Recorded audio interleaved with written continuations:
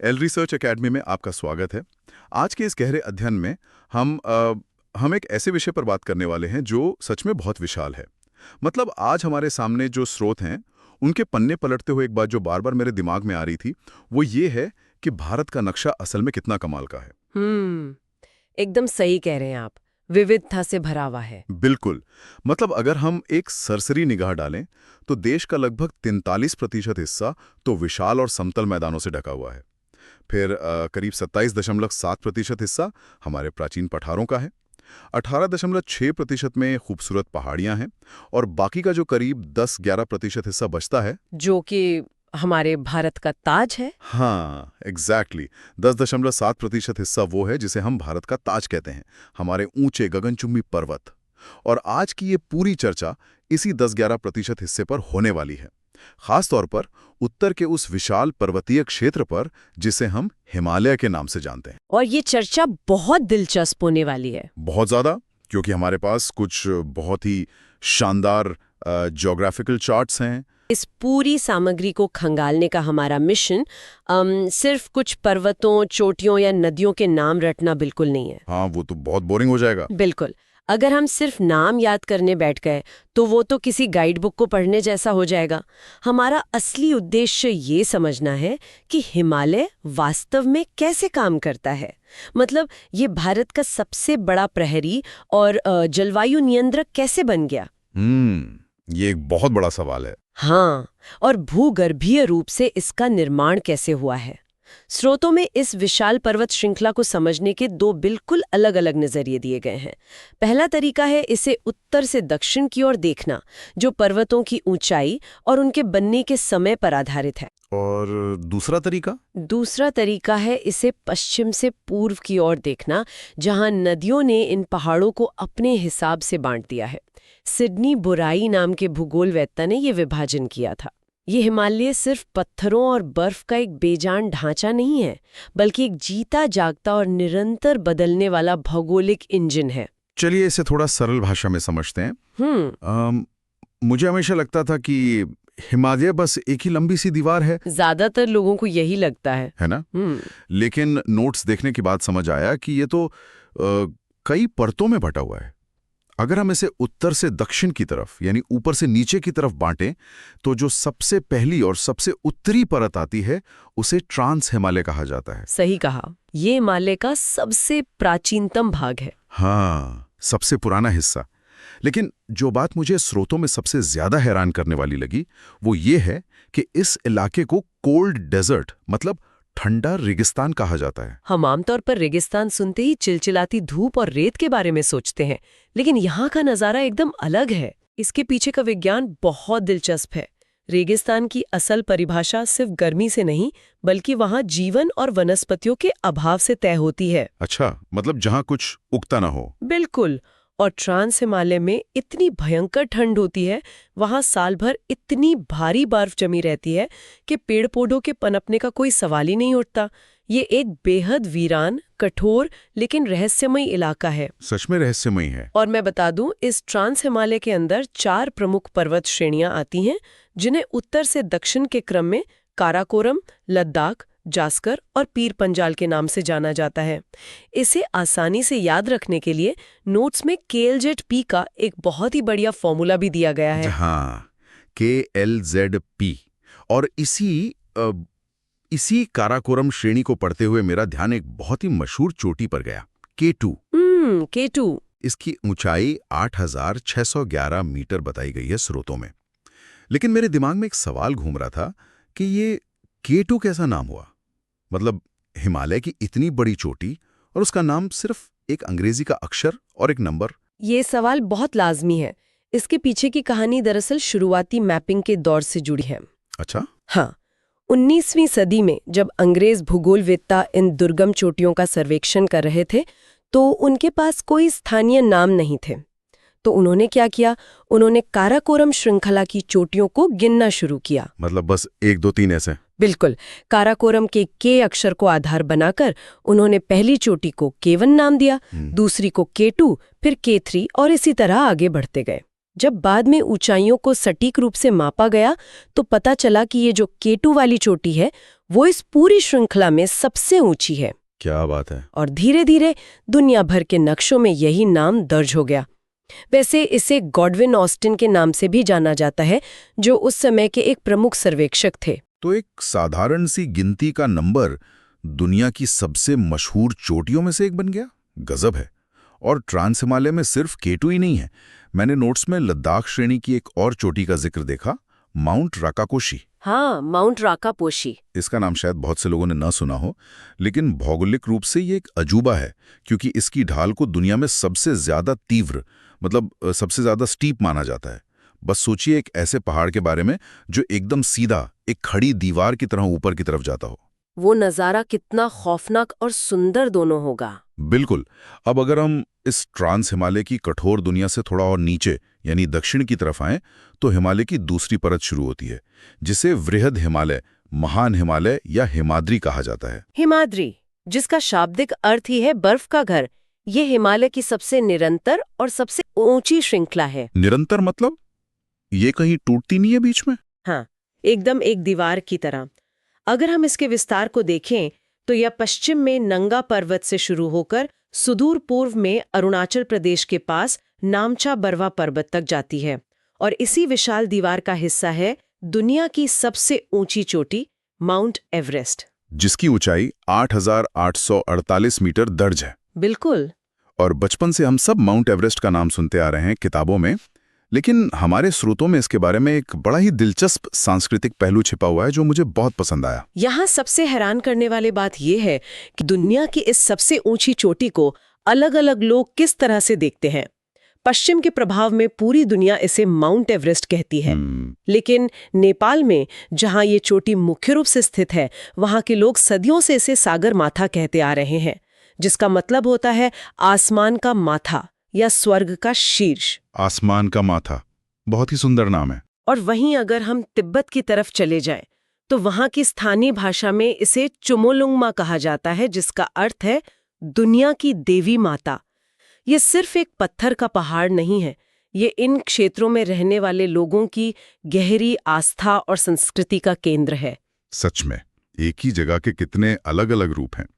लेकिन जब हम सबसे ऊंची चोटियों की बात कर रहे हैं, तो स्रोतों में एक ऐसे सवाल का भी बहुत ही बारीकी से विश्लेषण किया गया है जो अक्सर लोगों को कंफ्यूज करता है। आप उस डिबेट की बात कर रहे हैं ना कि भारत की सबसे ऊंची चोटी कौन सी है? हाँ, एग्जैक्टली। सवाल यही है कि भारत की सबसे ऊंची चोटी आखिर कौन सी है? क्या वो K2 है या फिर कंचनजंगा? ये एक बहुत ही संवेदनशील लेकिन तकनीकी सवाल है, और स्रोतों ने इसका विश्लेषण बिना किसी राजनैतिक झुकाव के सिर्फ और सिर्फ तथ्यों के आधार पर किया है। तो तथ्य क्या कहते हैं? जवाब इस बात पर निर्भर करता है कि पूछने वाले का मापदंड क्या है। अगर हम सिर्फ भौगोलिक सीमाओं की बात करें तो K2 भारत की उत्तरी सीमा के भीतर दर्ज है, लेकिन जमीनी हकीकत यह है कि यह क्षेत्र वर्तमान में पाक अधिकृत कश्मीर यानी POK का हिस्सा है, जो इसे एक राजनीतिक रूप से विवादित इलाका बना देता है। एकदम सही। इसी वजह से तकनीकी और भौगोलिक रूप से K2 को भारत की सबसे ऊंची चोटी कहा जाता है। और दूसरी तरफ हमारे पास कंचनजंगा है। जी, कंचनजंगा सिक्किम राज्य में स्थित है। यह पूरी तरह से और निर्विवाद रूप से भारत के अधिकार क्षेत्र में है। यहाँ कोई सीमा विवाद नहीं है। तो अगर कोई पूछे कि निर्विवाद रूप से कौन सी है, तो कंचनजंगा। बिल्कुल। इसलिए जब कभी ये पूछा जाता है कि भारत के अधिकार क्षेत्र की निर्विवाद रूप से सबसे ऊंची चोटी कौन सी है, तो जवाब हमेशा कंचनजंगा होगा। यह पूरा मामला सिर्फ इस बात का है कि आप तकनीकी भौगोलिक स्थिति को देख रहे हैं या फिर वर्तमान प्रशासनिक नियंत्रण को। तो ये बात तो एकदम साफ हो गई।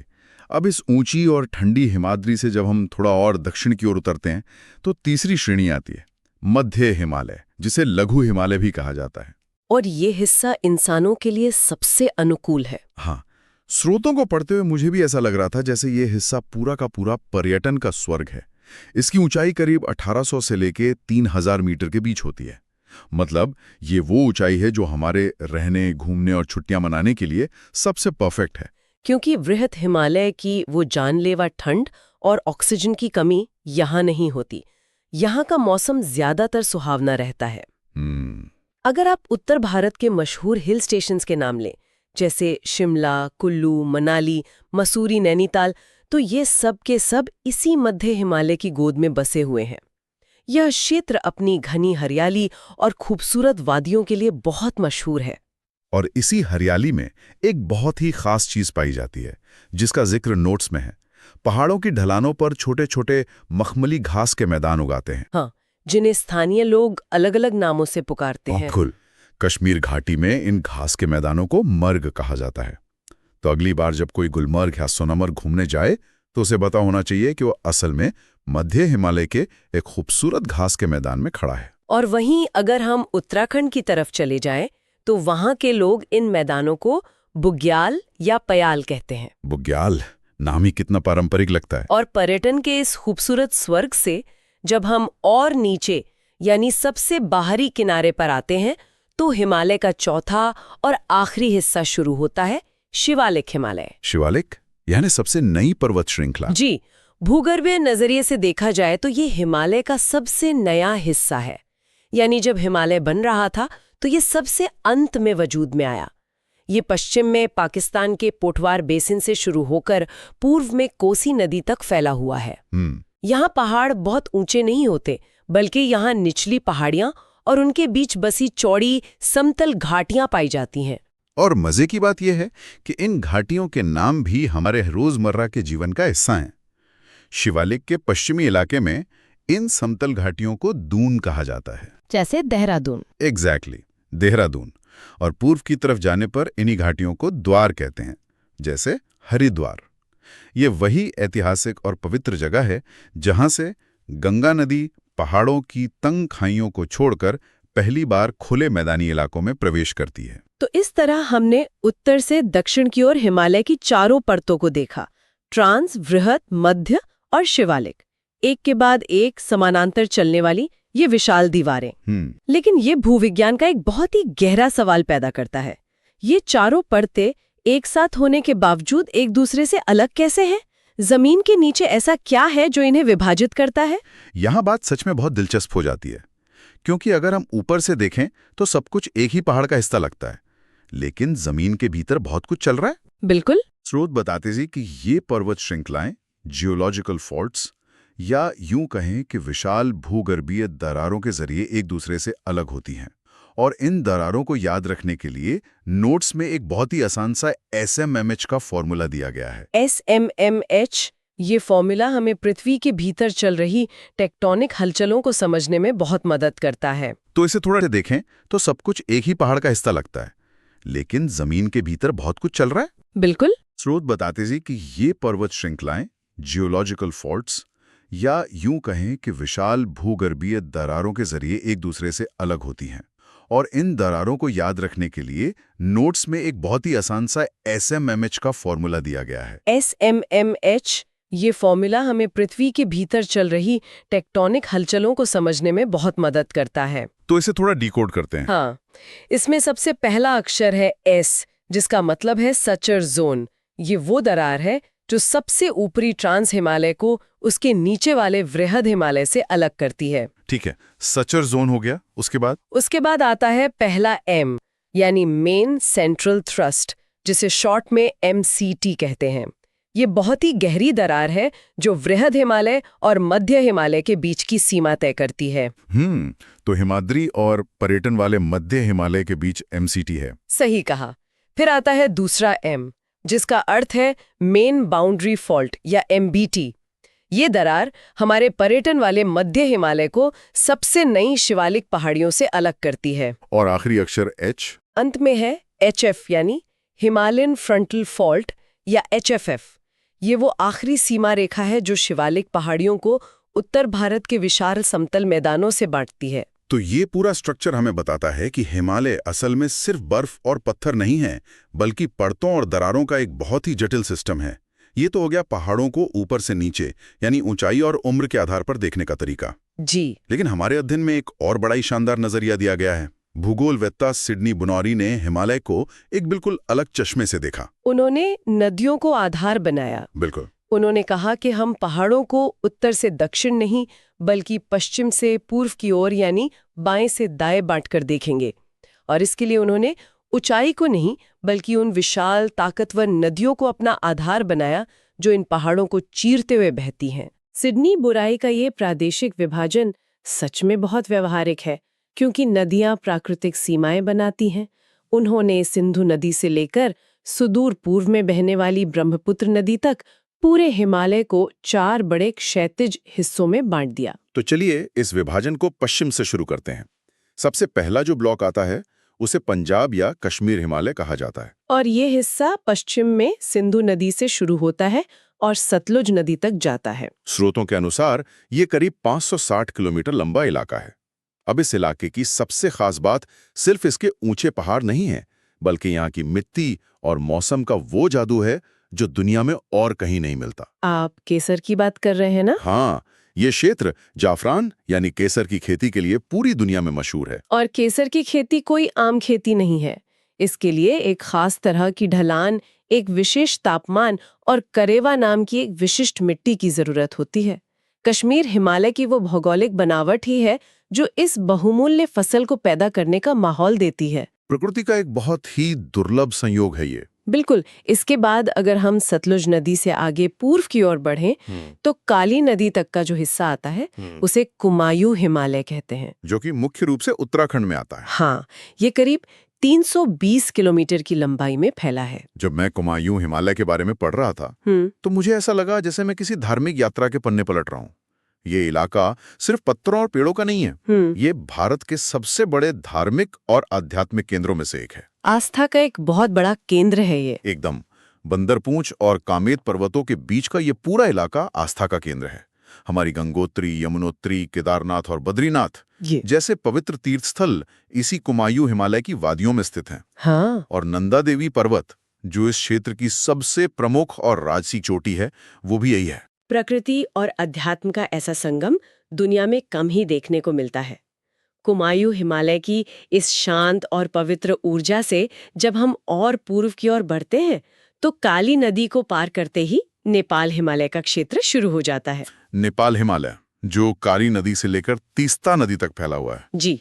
और सिडनी बुराई के इस नदी आधारित विभाजन में ये एक बहुत ही खास हिस्सा है, क्योंकि ये पूरे हिमालय का सबसे चौड़ा, सबसे लंबा और सबसे ऊंचा भाग है। ये इलाका करीब 800 किलोमीटर तक फैला हुआ है। इसके विशालता के बारे में पढ़कर ही रोंगटे खड़े हो जाते हैं। मतलब दुनिया भर के पर्वतारोही इसी नेपाल हिमालय की तरफ खींचे चले जाते हैं, क्योंकि दुनिया की सबसे ऊंची चोटियां यही हैं। बिल्कुल। धौलागिरी, अन्नपूर्णा, मकालू और माउंट एवरेस्ट जैसी गगनचुंबी और खतरनाक चोटियां इसी हिस्से में मौजूद हैं। ये वो इलाका है जो इंसानी जज्बे और प्रकृति की ताकत का सबसे बड़ा इम्तिहान लेता है। और इस विशाल नेपाल हिमालय को पार करने के बाद तीस्ता नदी से लेकर दिहांग नदी तक का जो आखिरी क्षेत्र आता है उसे असम हिमालय कहते हैं। और ये दिहांग असल में ब्रह्मपुत्र ही है ना? हाँ, दिहांग दरअसल उसी नदी का नाम है जिसे हम आगे चलकर मैदानों में ब्रह्मपुत्र के नाम से जानते हैं। ये हिस्सा करीब 720 किलोमीटर लंबा है। असम हिमालय भारत के खूबसूरत उत्तर पूर्वी राज्यों से होता हुआ भारत और म्यांमार की अंतर्राष्ट्रीय सीमा तक चला जाता है, जहां ये अराकान योमा पर्वत श्रृंखला में मिल जाता है। बिल्कुल सही। तो अगर हम सिडनी बुराइट के इस पूरे नक्शे को एक साथ रखकर देखें, सिंधु से सतलुज, सतलुज से काली, काली से तीस्ता और तीस्ता से दिहांग, तो साफ समझ आता है कि कैसे इन विशाल नदियों ने हिमालय को अलग अलग कमरों में बांट दिया है। अगर हम इसे बड़े नजरिए से देखें तो ये नदियां सिर्फ बर्फ पिघलने से बना पानी नहीं है। इन्होंने हजारों लाखों सालों में सिर्फ पहाड़ों को ही नहीं काटा है, बल्कि इन्होंने मानव सभ्यताओं को भी आकार दिया है। ये बहुत गहरी बात है। हर नदी घाटी के बीच का जो हिमालयी क्षेत्र है उसकी अपनी एक अलग पहचान बन गई है।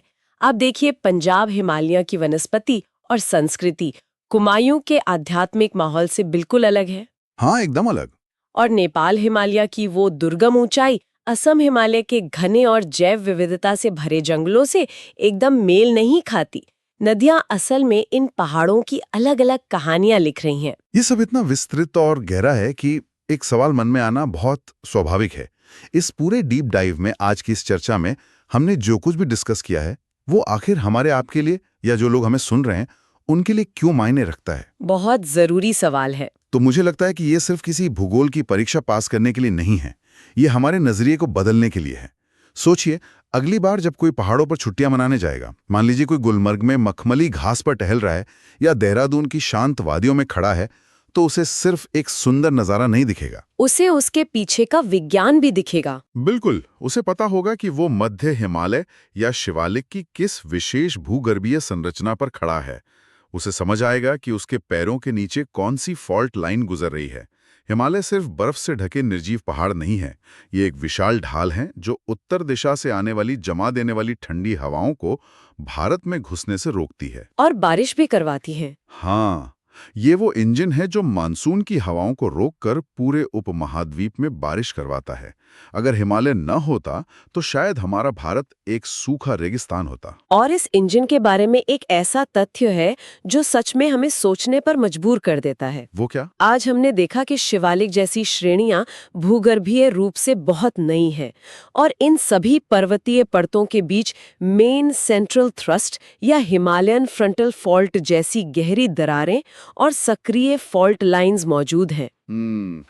दरारें जो अभी भी एक्टिव हैं। जी, इन सब का सीधा सा मतलब ये है कि हिमालय अभी थमा नहीं है, ये अभी भी बन रहा है। इसकी ऊंचाई आज भी मिलीमीटर के हिसाब से बढ़ रही है और भारतीय टेक्टोनिक प्लेट लगातार यूरेशियन प्लेट को धक्का दे रही है। मतलब ये पहाड़ आज भी खिसक रहे हैं। बिल्कुल, ये पर्वत श्रृंखला आज भी खिसक रही है। ये अपने आप में एक बहुत ही गहरा सवाल है कि आने वाले लाखों वर्षों में इस निरंतर भूगर्भीय उथल-पुथल का असर क्या होगा। क्या बात है, ये तो सोचने वाली बात है। क्या इस खिंचाव और दबाव की वजह से हमारे पूरे उपमहाद्वीप की नदियों के रास्ते पूरी तरह से बदल जाएंगे? क्या भविष्य में मौसम का चक्र कुछ ऐसा हो जाएगा जिसकी हम आज कल्पना भी नहीं कर सकते? ये एक ऐसा रहस्य है जो इन्हीं पहाड़ों की खामोशी के पीछे छिपा हुआ है और लगातार आकार ले रहा है। लास्ट में बोलना है, वीडियो पसंद आए तो सब्सक्राइब जरूर करें।